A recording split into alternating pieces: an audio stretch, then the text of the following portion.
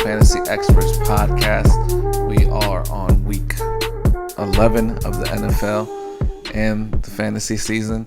I'm your host, Victor Freeze. No Mariano this week. Once again, work caught up with him. He had too much stuff to do at work, so I'm here holding it down for the Fantasy Expertz this week. I know you guys like Mariano. Unfortunately, you guys are going to have to wait a week to see his face. I know you're stuck with me this week, but we've been here before, and I put out a great episode. Mariano said he didn't like it. But, it is what it is, man. But hopefully you guys enjoy this episode just as much as you do any other episode. And, let's get it started. This week, taking sort of a break. Not really a break from content, but a break from the lengthy episodes, that we've been putting out. So this week I just have one topic. It's the usual topic that we rock with every week. It's the stardom sit-em. I think that's the most vital information. Gonna recharge the batteries a little bit. Come back with a great episode next week. So without further ado, let's get it started. Let's get it rocking and rolling.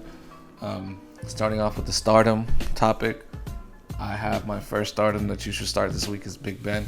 Oh, shoot. Hello. Friendly fire. Technical difficulties, but we're back on track. Big Ben is coming off a big game in which he played the Cincinnati Bengals and he put up 4 touchdowns, I believe. This week he has the Jacksonville Jaguars, and they give up the third most points to fantasy quarterbacks. So I'm definitely starting Big Ben this week, no doubt. Hopefully it continues the momentum he had last week and puts up another 4 touchdowns, you dig? Going on to my next starter, I have Jameis Winston. So the big thing with Jameis Winston is a lot of people are worried about the interceptions, right? It was a huge thing. He put up 30 interceptions while he was with the Tampa Bay Bucks. Or Tampa Bay Bucks, as I should say, right? But if you do remember, he was a very valuable fantasy asset, and regardless of those interceptions that he was throwing, he was still a weekly starter and giving you sometimes 30-point games. So I'm starting him this week, especially going up against Atlanta, who they just love giving away points to the quarterback, and they give up the most points to the quarterback in the league. So I say he's a safe start this week. And then depending on how long Drew Brees is out, I know he has Atlanta, not next week, of course, but the week after that. So Jameis Winston might be a viable starter for 2 weeks while Drew Brees is out. Going on to my next one, I have Duke Johnson. The game should have been better against Cleveland last week. It was a revenge game, but I don't know what it was. Maybe the weather. I don't know why the weather would affect the running back, but he had a down game. It was supposed to be a revenge game for him. He's going up against New England this week, and he should have a better outing against them. They only give up the 10th most points to the fantasy running back, so he should be in a prime position to shine. So yeah, definitely start Duke Johnson this week. Going on to my next stardom, I have wide receiver T. Higgins of the Cincinnati Bengals. This man is proving that he could be a week in, week out starter, and I think he sealed that proving statement with his gameplay against the Pittsburgh Steelers, one of the best defenses in the league, if you ask me. To show that he could put up those numbers that he did last week against that defense, I think it's safe to start him week in, week out, and especially against this Washington defense, who there's nobody on there that fears me. So I'm definitely starting T. Higgins this week, no hesitation. In my last stardom for the week is Salvin Ahmed over there on the Miami Dolphins. So we know that Matt Breida is dealing with the injury, and Myles Gaskin is also dealing with the injury, right? He handled the bulk of the Dolphins' carries last week, and he's going up against the Broncos, who just gave up 200 rushing yards to Josh Jacobs and Devontae Booker, and they gave up a couple touchdowns to them too. So I think you could start him, especially with the performance that he put up last week. I think he's definitely a viable starter this week against the Denver Broncos, or the Denver Donkeys, as I like to call them. That concludes my stardom for the week. Now let's move on to sit 'em. Let's see whose ass we gonna sit this week. Starting off with my first sit 'em, I have Tom Brady, Tampa Bay Tom. He's going up against the LA Rams, and if you've paid attention to any of the Buccaneers games, Tom Brady struggles and the team struggles when they go up against a defense that could rush for people and they don't have to do blitzes or crazy schemes to get to the quarterback, right?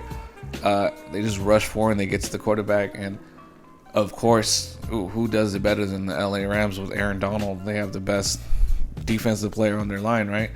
So I think Tampa Bay definitely struggles this week.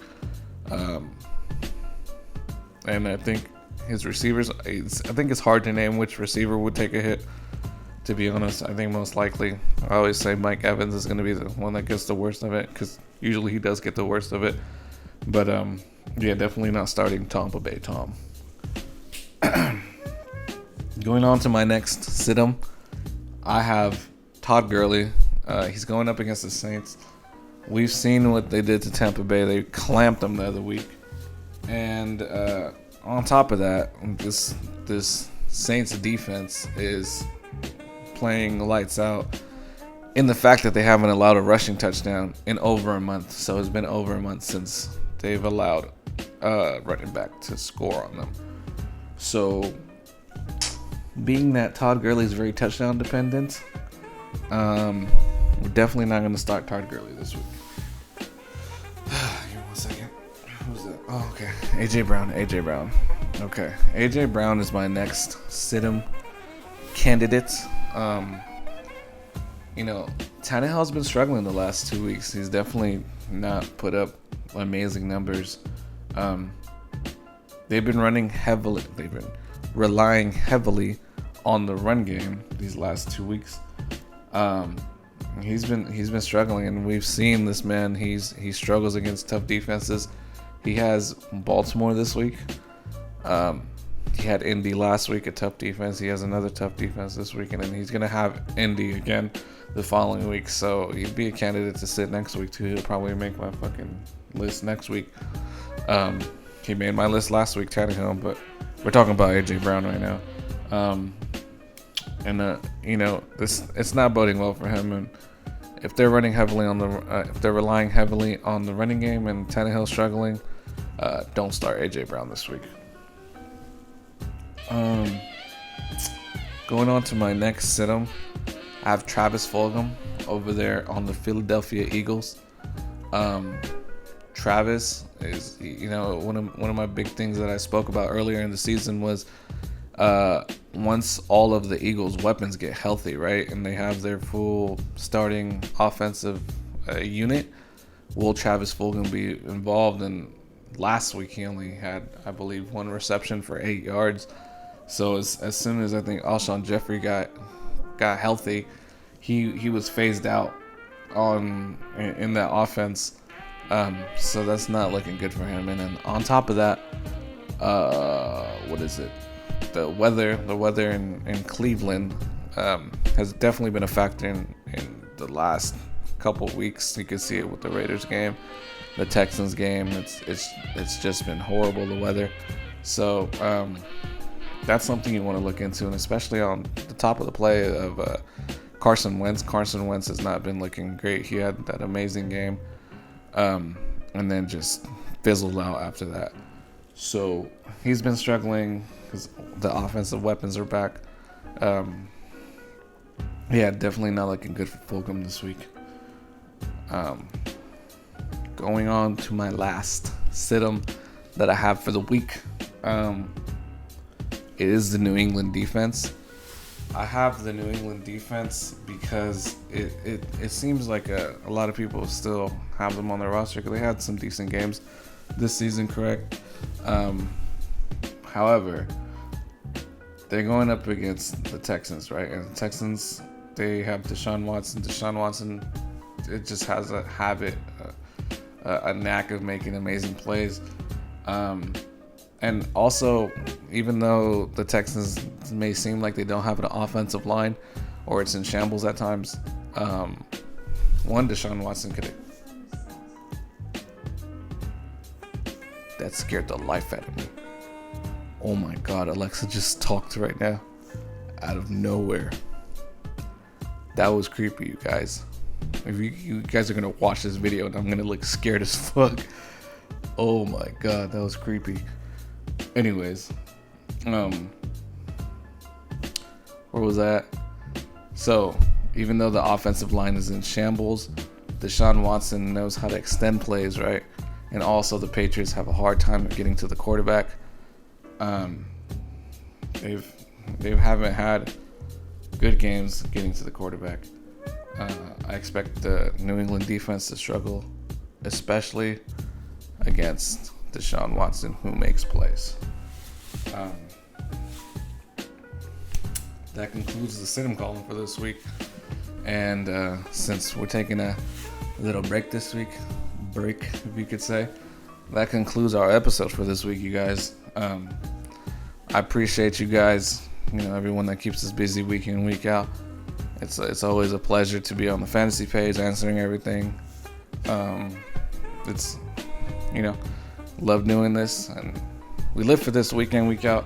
We're getting close to the playoffs, so this information is vital week in, week out now. Try to bring you some more stuff, some more playoff push, some more strategy for that. So look forward to that. We'll incorporate the Instagram questions again coming soon. Build things up towards, and we're going to keep on working towards the playoffs. So look forward to that. Appreciate everyone that's been subscribing, commenting, sharing. If you like this video, make sure you like, comment, and subscribe. Please. It helps the channel out. It helps us spread out our information, helps us reach more people, and that's the ultimate goal, is to help y'all get some championships, That's it, man. That's all I got for this week. I am Victor Freeze, your host, and this is the Fantasy Expertz, and we are out.